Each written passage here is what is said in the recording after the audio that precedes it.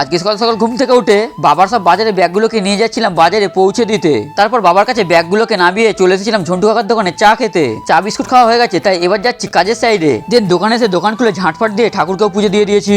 আর তার কিছুক্ষণ পর ম্যানেজার দিয়ে দিল চানাচুর আর মুড়ি, তাই সেটাকে হালকা করে ছাঁটিয়ে দিলাম। কাজ শেষ, তাই বন্ধুর বাড়ি এসেছি আড্ডা দেবে বলে, কিন্তু এসে দেখি মালটা কুম্ভকর্ণের মতো ঘুমাচ্ছে। সেই জন্য ওইখান থেকে ডাইরেক্ট চলে এসেছি বাড়ি। আর বাড়ি আসার সময় বৌদি দিয়েছিল লুচি আর আলুর তরকারি, তাই 3টে লুচি নিয়ে ঘাপাঘাপ করে ছাঁটিয়ে দিলাম। তারপর খাওয়া দাওয়া কমপ্লিট করে চান টান ছাড়তেই মা আবার দিয়ে দিল 1 থালা ভাত আর মাছের তরকারি। তাই কষ্ট করে তাড়াতাড়ি ভাতগুলোকেও খেয়ে নিয়ে চলে গেছিলাম বাবার কাছে সবজির ব্যাগগুলো আনতে। সো দুপুর 3টে বাজতে এক ভাইকে নিয়ে বেরিয়ে পড়লাম খেলা দেখতে যাওয়ার উদ্দেশ্যে। আর গ্রাউন্ডে এসে দেখি গোল গোল নিয়ে রেফারির সাথে প্লেয়ারদের ঝামেলা লেগে গেছে। দিন খেলা দেখা হয়ে গেলে 4:45টার মধ্যে দোকানে এসে দোকানটাকেও খুলে দিয়েছি।